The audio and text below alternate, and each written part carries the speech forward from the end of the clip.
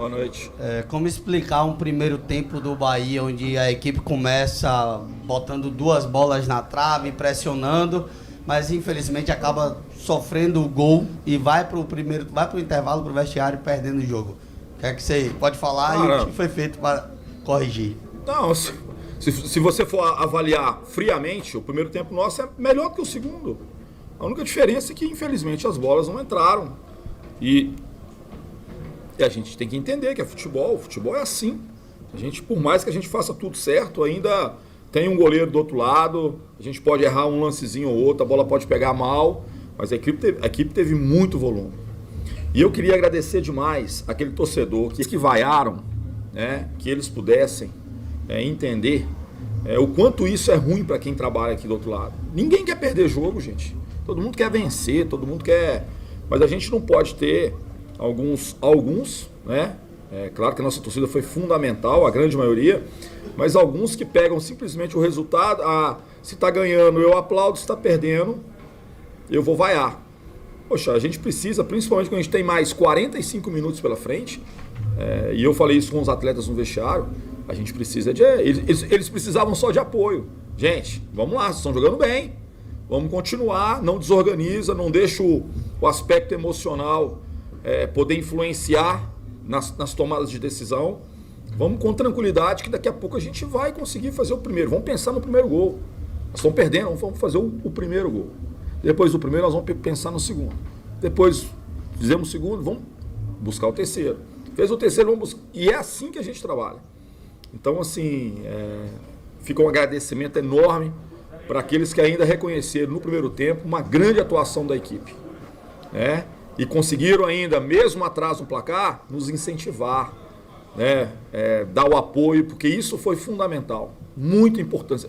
O torcedor não sabe como ele é importante nesses momentos. Às vezes, quando a gente mais precisa, assim, receber esse carinho é uma coisa muito bacana.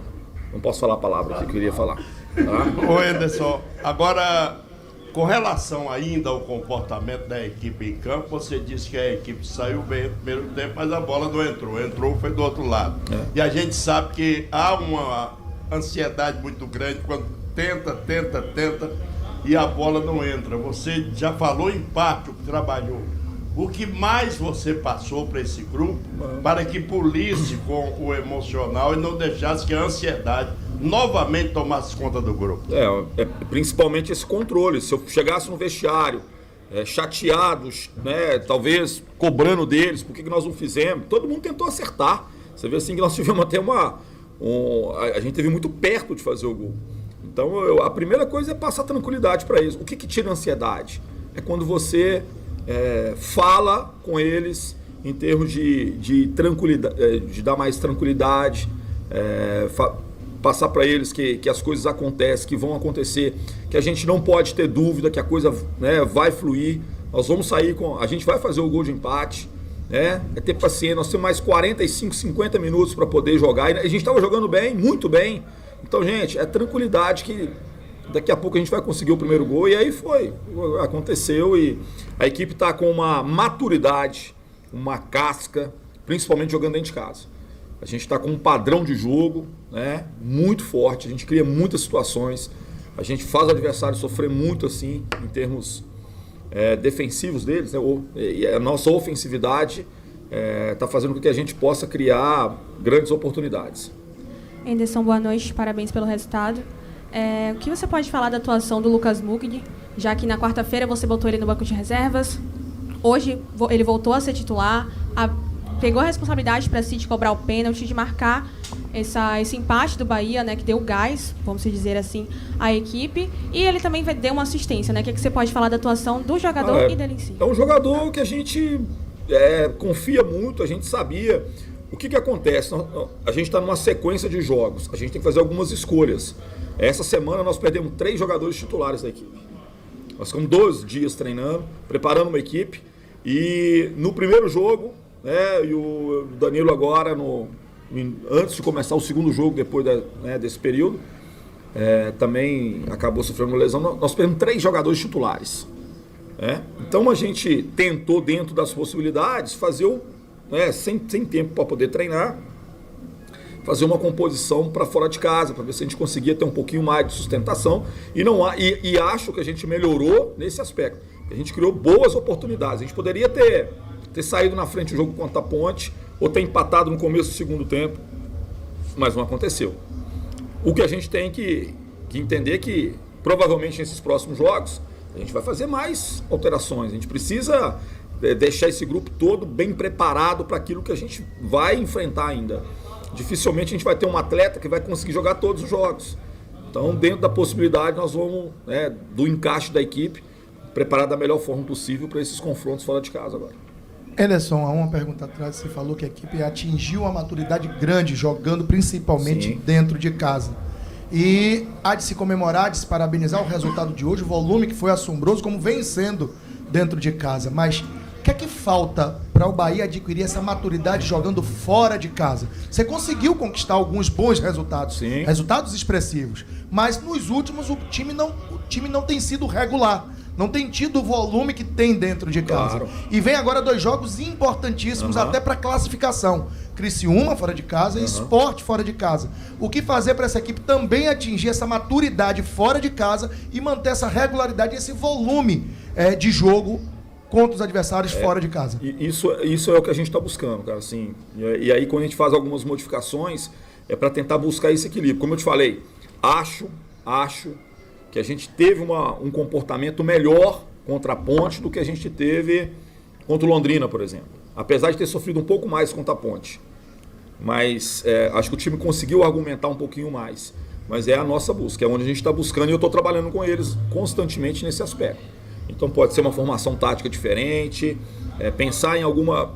É uma coisa que a gente tem que pensar.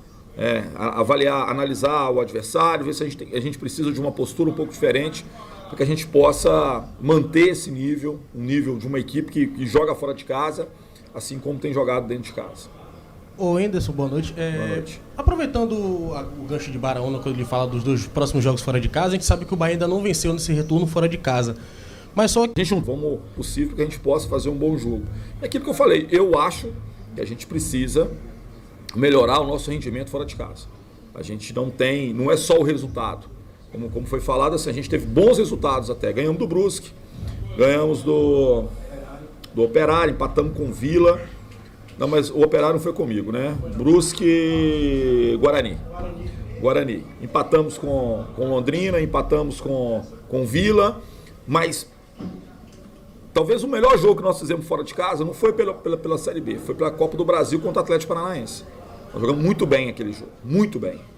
Aquele sim foi um jogo que a gente argumentou bem. Tá? Nosso time é um time muito técnico, questão do campo, claro que às vezes prejudica um pouco, mas a gente precisa criar argumento para essas partidas e a gente vai buscar isso. Anderson, eu conversei agora com o Dr. Rodrigo e ele me disse que provavelmente o Matheus Bahia e o Danilo Fernandes estejam fora da temporada, por suas lesões. Dificilmente vão voltar a jogar futebol esse ano. Como é que você trabalha isso internamente? Cara, eu preparei, desde o dia que eu cheguei, eu nunca deixei nenhum jogador para trás. Estão todos abraçados, estão todos, a gente dá atenção, a gente prepara bem. Por isso que a gente tem tranquilidade na hora de fazer essas mudanças. O Klaus teve que entrar no último, entrou. Teve que jogar, jogou. O Gabriel teve que entrar, entrou. E o Rezende teve que fazer uma outra função e fez. A gente prepara. É claro que quando a gente tem mais tempo, a gente dá para poder ajustar melhor. Quando não se tem tanto tempo assim, é na base da conversa, do vídeo. Mas a gente tem muita confiança em todos. Todos que estão hoje no Bahia têm condição de poder nos ajudar. E é assim que a gente continua. Eu não gosto de ficar lamentando as ausências. Eu gosto de enaltecer aqueles que estão à disposição. E sempre foi assim comigo e é da maneira que eu penso. Bom, Anderson, 2 perguntas em uma. A primeira diz respeito a uma suposta mudança tática que você diz que pode acontecer.